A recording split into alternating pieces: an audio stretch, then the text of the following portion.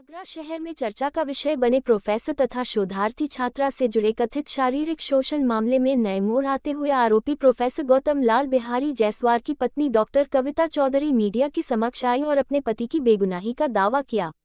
उन्होंने स्पष्ट कहा कि यह मामला पूरी तरह से सुनियोजित षड्यंत्र है और उनके पति को बिना गहन जांच के फंसाया गया है।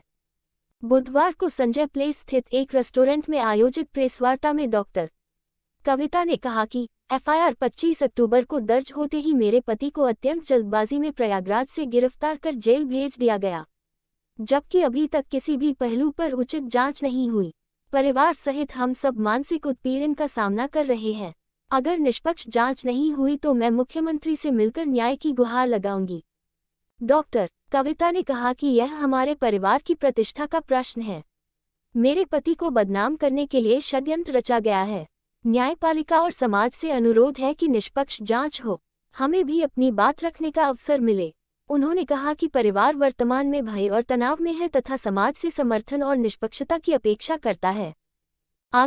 कविता चौधरी है, मैं प्रोफेसर गौतम जायसवाल जी की वाइफ हूँ और मैं आप लोगों को यहाँ इसलिए इकट्ठा हमने किया है ताकि हम अपनी बात अपनी तरफ से आपके सामने रख सकें।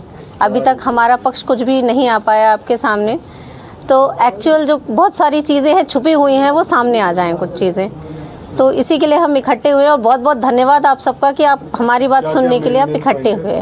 जी, मेन पॉइंट ये है कि मेरे पति केमिस्ट्री के प्रोफेसर हैं और वो लड़की जो है बॉटनी की स्टूडेंट थी और उसके गाइड ने उसको मेरे हस्बैंड के पास पीएचडी का कुछ वर्क केमिस्ट्री का था जो उसको करने के लिए रेफ़र किया था। इसके लिए वो यहाँ आई थी और उसका काम पिछले 2 साल से चल रहा था जो 6-7 महीने पहले ख़त्म हो चुका है यहाँ से, जबकि उसने आरोप लगाया है कि ये मेरा काम कह रहे हैं पूरा नहीं होने दूंगा, धमका रहे हैं।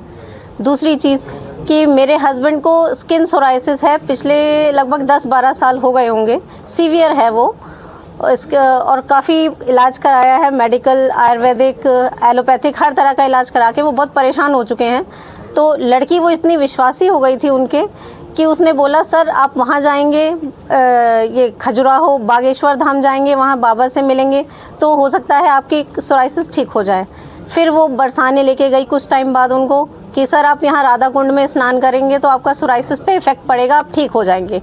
वो उसके बातों में आकर या कहे इमोशनल फूल बनाकर वो अपने साथ लेके गई और फिर उसकी ही बेस पे उनको धमकी देने लगी कि मैं आपको ब्लैकमेल कर रही हूँ कि मुझे पैसे दीजिए, नहीं तो मैं आपको बर्बाद कर दूंगी। और उसके पीछे बहुत सारे पॉलिटिकल भी लोग शायद जुड़े हुए हैं जो उसको सपोर्ट कर रहे हैं।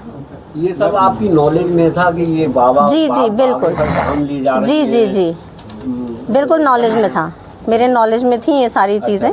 जी आपकी नॉलेज में, आपने कोई ऑब्जेक्शन नहीं कोई, हमें विश्वास था, वो मेरे घर आती जाती थी, मिलना जुलना था, मैं डिपार्टमेंट भी अक्सर जाया करती थी, मेरा जाना आना डिपार्टमेंट होता था। उसको ये मालूम था कि प्रोफेसर शादीशुदा हैं? बिल्कुल मालूम था, मैं डिपार्टमेंट जाती हूँ, वो मेरे घर आ रही हैं। वहाँ उसने जो आरोप लगाया है नहीं, हाँ गलत है वो आरोप, शादी का नहीं, ये आरोप गलत है। जैसा कि आप बता रहे हो डिमांड की उसकी कुछ रिसिप्ट हैं जो हमारे पास है, बाकी उसने नगद लिए हैं।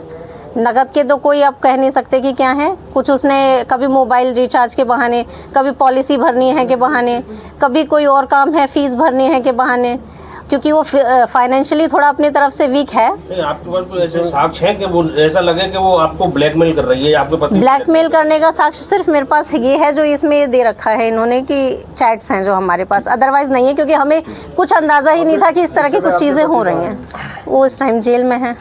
अच्छा, विश्वविद्यालय ने किस आधार पर भी निलंबित किया जांच करके? जांच वही एफआईआर हो गई, उसी के अकॉर्डिंग उन पे प्रेशर आया विश्वविद्यालय। जांच कमेटी अलग बनाई थी ना? जी, तो उधर क्या हुआ सर मुझे कुछ आइडिया नहीं है, उधर क्या चल रही है चीज़ें, मुझे कुछ आइडिया नहीं है उसका। पेशे से अधिवक्ता हूँ और मैं डॉक्टर कविता चौधरी जी का वकील हूँ। ये पूरा मामला फर्जी है, ये एफआईआर ही नहीं होनी चाहिए थी। जब सुप्रीम कोर्ट ने ये कह दिया है कि शादी का झांसा देना और शादीशुदा होना अपराध नहीं है, ऐसे में एफआईआर नहीं हो सकती, मुलजिम को गिरफ्तार नहीं किया जा सकता। लेकिन पुलिस ने साजिशन लोगों की बातों में आकर के और पॉलिटिकल प्रेशर में आकर के जो है प्रोफेसर को जो है गिरफ्तार किया है। और जहां तक मेरा मानना है ये है कि प्रोफेसर एकमात्र प्रोफेसर हैं जो अनुसूचित जाति के दलित समाज से आते हैं, उनको साजिशन गिरफ्तार किया है, क्योंकि वो एचओडी बनने वाले थे डिपार्टमेंट के, वो एचओडी ना बने, इसलिए एक बहुत बड़ा अपराध उनके खिलाफ साजिशन लगाया गया है। आपने 5 लड़कों का जिक्र किया था, अभी वो 5 लड़के कौन है? वो 5 लड़कों के नाम हमने इसमें आपको कॉपी में दे दिए हैं। उनकी चैटिंग और कथित पीड़िता की चैटिंग जो है उसमें है, जिसमें कि प्रोफेसर को फंसाए जाने की चैटिंग है, जिसको हम अदालत में दाखिल करेंगे। कौन हो सकता है जो साजिश कर रहा है? साजिश कर रहे हैं कुछ कांग्रेस के लोग हैं और कुछ और लोग हैं जो जिनके की नाम अदालत में खोले जाएंगे।